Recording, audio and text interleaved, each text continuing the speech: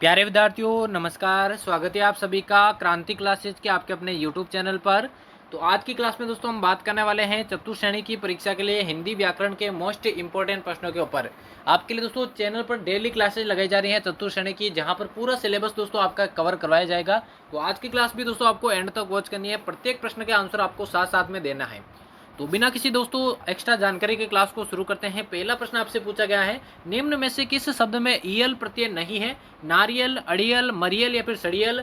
जल्दी से सभी विद्यार्थी इस प्रश्न का आंसर बताएं। बिल्कुल आपके सिलेबस के अकॉर्डिंग दोस्तों क्लास बनाई गई है, इसलिए क्लास आपके लिए इंपॉर्टेंट होने वाली है।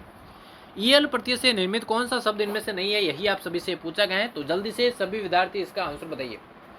तो इनमें से देखिए ईयल प्रत्यय से निर्मित जो शब्द नहीं है वो आपके अड़ियल है, जो सॉरी नारियल है, ठीक है ना। बाकी तीनों शब्द देखिए अड़ियल, मरियल और सड़ियल ये ईयल प्रत्यय से निर्मित है, जबकि नारियल आपके ईयल प्रत्यय से नहीं है। यही इसका बिल्कुल करेक्ट आंसर हो जाएगा। अगला प्रश्न देखिए पूछा गया, गुड़ दौड़ शब्द का सही संधि विच्छेद कौन सा होगा? गुड़ प्लस दौड़, गोड़ प्लस दौड़, घोड़ा प्लस दौड़ या फिर इनमें से कोई नहीं? सभी विद्यार्थियों को इस प्रश्न का आंसर बताना है। गुड़ दौड़ शब्द का सही संधि विच्छेद कौन सा है? बहुत ही महत्वपूर्ण प्रश्न दोस्तों, एग्जाम में एसजीटी से प्रश्न पूछा जाता है, तो सभी विद्यार्थी इसका आंसर बताइए। गुड़ दौड़ शब्द का सही संधि विच्छेद इनमें से कौन सा है? तो गुड़ दौड़ का संधि विच्छेद है दोस्तों घोड़ा और दौड़, यानी कि तीसरा ऑप्शन इस प्रश्न का करेक्ट आंसर हो जाएगा। अगला देखिए, अगला पूछा गया, निम्न में से मछली का पर्यायवाची कौन सा नहीं है? चिकुर, मकर, अंडज या फिर मत्स्य? सभी को इसका आंसर बताना है। मछली का पर्यायवाची शब्द इनमें से कौन सा नहीं है, यही आपसे पूछा गया है। तो सभी विद्यार्थी कमेंट में इसका आंसर बताइए, कौन सा ऑप्शन राइट आंसर हो जाएगा। बहुत ही महत्वपूर्ण प्रश्न है, एग्जाम में एसजीटी से प्रश्न पूछा जाता है, तो सभी को आंसर बताना है। तो बात करें करेक्ट आंसर की, देखिए मछली का पर्यायवाची इनमें से देखिए अंडज नहीं है, ठीक है ना। तीसरा ऑप्शन इसका राइट आंसर हो जाएगा। बाकी चिकुर, मकर और मत्स्य ये सभी आपके मछली के पर्यायवाची हैं, जो को आपको ध्यान में रखने हैं। अगला देखिए पूछेगा, निम्नलिखित में से विशेषण शब्द चुनिए। इनमें से विशेषण शब्द कौन सा है? भलाई, मिठास, थोड़ा या फिर स्वयं? जल्दी से सभी इसका आंसर बताइए। विशेषण शब्द इनमें से कौन सा है, यही आपसे पूछा गया है। तो सभी विद्यार्थी कमेंट करके इसका आंसर बताइए, कौन सा ऑप्शन राइट आंसर हो जाएगा। ऐसे ही प्रश्न आपको एग्जाम में एज इट इज देखने को मिलेंगे, तो क्लास को आपको बिल्कुल भी मिस नहीं करना है। तो इनमें से देखिए विशेषण की बात करूँ, थोड़ा देखिए आपके विशेषण है, थोड़ा जो है दोस्तों आपके विशेषण है, तीसरा ऑप्शन इसका राइट आंसर हो जाएगा। बाकी देखिए भलाई की बात करूँ, ये आपके संज्ञा है, भाववाचक संज्ञा, मिठास आपके भाववाचक संज्ञा और स्वयं दोस्तों आपके सर्वनाम के अंतर्गत आता है। तो थोड़ा दोस्तों आपके गुणवाचक जो है परिमाणवाचक विशेषण में। चलिए अगला प्रश्न देखिए, अगला पूछा गया, राकेश ने विक्रम को पढ़ाया वाक्य में कौन सी क्रिया है? प्रेरणार्थ क्रिया, संयुक्त क्रिया, सकर्मक क्रिया या फिर अकर्मक क्रिया? सभी विद्यार्थी इसका आंसर बताइए, इस वाक्य में कौन सी क्रिया प्रयोग में ली गई है। तो जल्दी से सभी विद्यार्थी इसका आंसर बताइए। तो यहाँ पे देखिए काफी सारे विद्यार्थी प्रेरणार्थ कर देंगे, लेकिन दोस्तों वो गलत हो जाएगा, क्योंकि यहाँ पे राकेश ने विक्रम को पढ़ाया है, न कि पढ़वाया। अगर किसी से पढ़वाता तो प्रेरणार्थ क्रिया होती। बाकी दोस्तों यहाँ पर आपके विक्रम को पढ़ाया, तो यहाँ पर सकर्मक क्रिया है, सकर्मक क्रिया है। तीसरा ऑप्शन इसका राइट आंसर हो जाएगा। अगला देखें, अगला पूछा गया, उपेक्षा शब्द का सही विलोम शब्द क्या होगा? सम्मान, अपेक्षा, अपमान या फिर तिरस्कार? सभी विद्यार्थियों को इसका आंसर बताना है। और चैनल पर आपके लिए दोस्तों डेली क्लासेज लगाई जा रही हैं, डेली आपको अटेंड करनी है, अगर आप पहली बार में चतुर्थ श्रेणी का एग्जाम क्रैक करना चाहते हैं। तो उपेक्षा शब्द का सही विलोम शब्द आपको बताना है, कौन सा ऑप्शन बिल्कुल इसका राइट आंसर हो जाएगा। तो उपेक्षा की बात करूं, इसका विलोम शब्द हो जाएगा दोस्तों अपेक्षा, यानी कि दूसरा ऑप्शन इस प्रश्न का करेक्ट आंसर हो जाएगा। अगला प्रश्न देखिए, अगला पूछा गया, निम्न में से देशज शब्द कौन सा नहीं है? हड्डी, धड़ाम, ठेस या फिर तेंदुआ?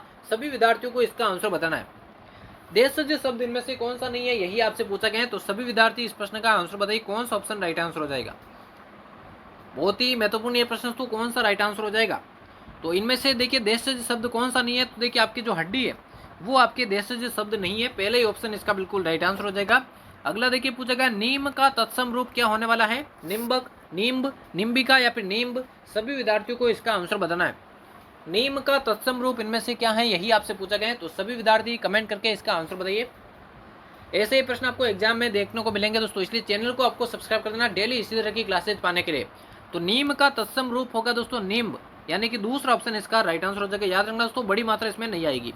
अगला देखिए, अगला पूछा गया, निम्नलिखित में से भाववाचक संज्ञा कौन सी है? शत्रुता, वीर, मनुष्य या फिर गुरु? करेक्ट आंसर सभी को इसका बताना है।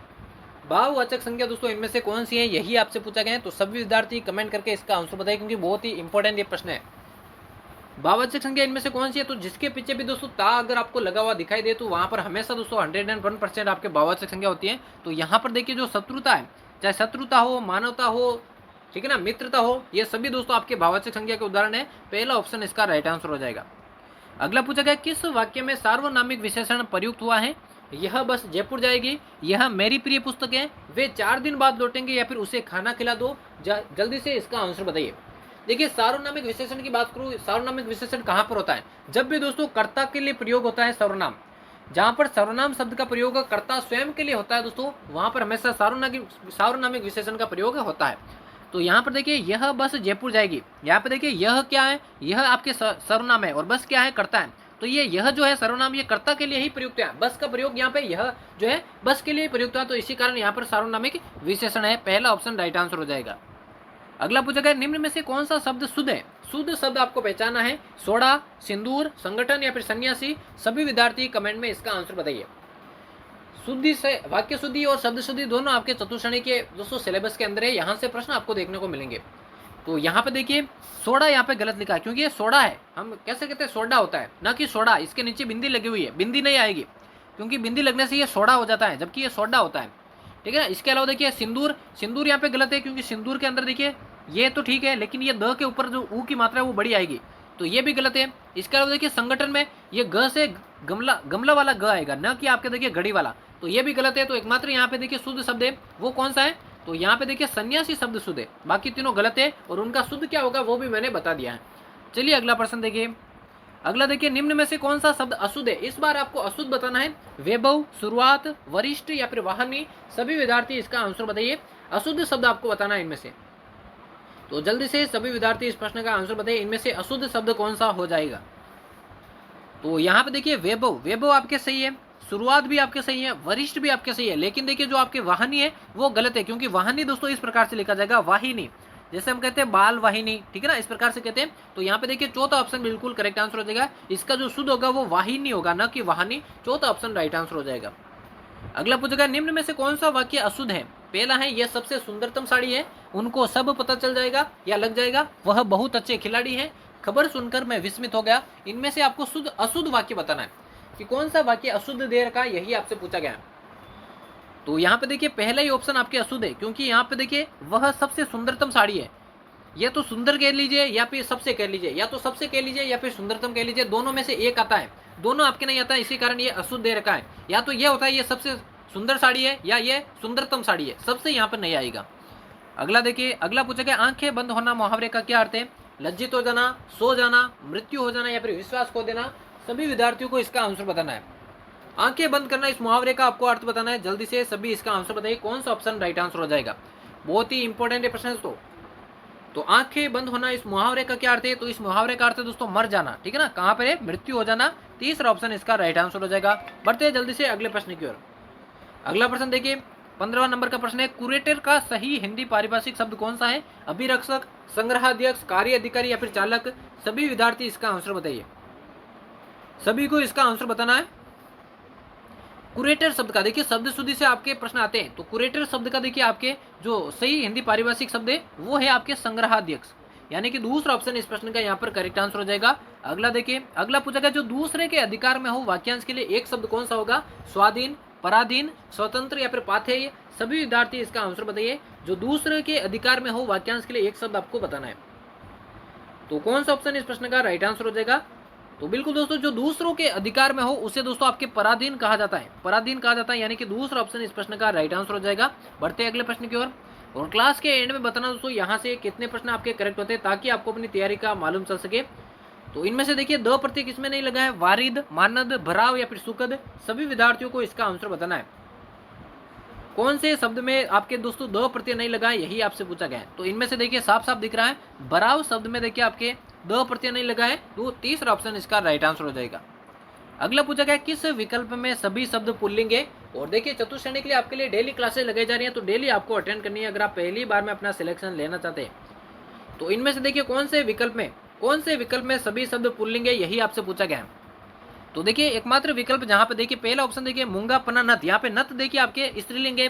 दूसरे में देखिए दूसरा करेक्ट होगा हीरा मोती, हीरा मोती देखिए यहाँ पे स्त्रीलिंग है। और हार और पायल, ये पायल की बात करूं पायल आपके स्त्रीलिंग हो गया। तो एकमात्र विकल्प जहां पर सभी शब्द पुल्लिंग है वो हो जाएगा आपके कौवा, खरगोश और मंडल। दूसरा ऑप्शन राइट आंसर हो जाएगा। अगला पूछा गया घंटी बजी है कोई आया है, वाक्य में कौन सा सर्वनाम है? निजवाचक, पुरुषवाचक, निश्चयवाचक या फिर अनिश्चयवाचक। जल्दी से इसका आंसर बताइए सभी विद्यार्थी, इसका आंसर बताइए कौन सा ऑप्शन राइट आंसर हो जाएगा। तो यहाँ पे देखिए घंटी बजी है, कोई आया है, इसका आपको सही बताना है कि कौन सा है यहाँ पर। तो यहाँ पे देखिए जो सही हो जाएगा वो हो जाएगा देखिए आपके अनिश्चय, क्योंकि यहाँ पर निश्चय नहीं है, कोई आया है, इसका मतलब किसी का पता नहीं लग रहा है कि कौन आया है, इसका मतलब यहाँ पर चौथा ऑप्शन बिल्कुल राइट आंसर हो जाएगा। और आज के देखिए महत्वपूर्ण प्रश्नों की क्लास का ये लास्ट प्रश्न आपके सामने होने वाला है। एक से अधिक उपसर्ग से निर्मित शब्द कौन सा है? आलोचना, व्यवहार, परियोजना या फिर अधिनायक। सभी विद्यार्थियों को इसका आंसर बताना है। और यहाँ से कितने प्रश्न आपने करेक्ट किए ईमानदारी से आपको कमेंट बॉक्स में बताना है, जिससे आपको अपनी तैयारी का मालूम चल सके। तो यहाँ पे देखिए अधिनायक की बात करूँ, यहाँ पर केवल एक ही उपसर्ग लगा है, कौन सा उपसर्ग है? अधि उपसर्ग है। परियोजना में भी एक ही उपसर्ग है, परि उपसर्ग। आलोचना में भी एक उपसर्ग है, आ उपसर्ग। लेकिन दोस्तों दो उपसर्ग जिस शब्द में है वो आपके व्यवहार है। अब कौन कौन से हैं देखिए, पहला देखिए वी है, दूसरा देखिए अ है, ठीक है ना, अव है, अव उपसर्ग है, ठीक है ना, और मूल शब्द इसमें हार है। तो ये दो आपके उपसर्ग लगे हुए हैं, यही इसका करेक्ट आंसर हो जाएगा। तो यहाँ पर हमारे दोस्तों चतुर्थ श्रेणी की परीक्षा के लिए हिंदी व्याकरण के मोस्ट इंपोर्टेंट प्रश्नों की क्लास समाप्त होती है। डेली आपको चैनल पर इसी तरह की क्लासेज मिल रही है। तो अभी तक आपने चैनल को सब्सक्राइब नहीं किया तो सब्सक्राइब करके बेल आइकन को प्रेस कर देना, अपने सभी साथियों में क्लास को शेयर कर देना। और चैनल को अभी तक आपने सब्सक्राइब नहीं किया तो सब्सक्राइब कर देना। और यहाँ से कितने प्रश्न आपने करेक्ट किए ये भी आपको कमेंट बॉक्स में बताना है। तो मिलते हैं किसी और नई क्लास में, तब तक लेते हैं आप सभी से अलविदा, धन्यवाद।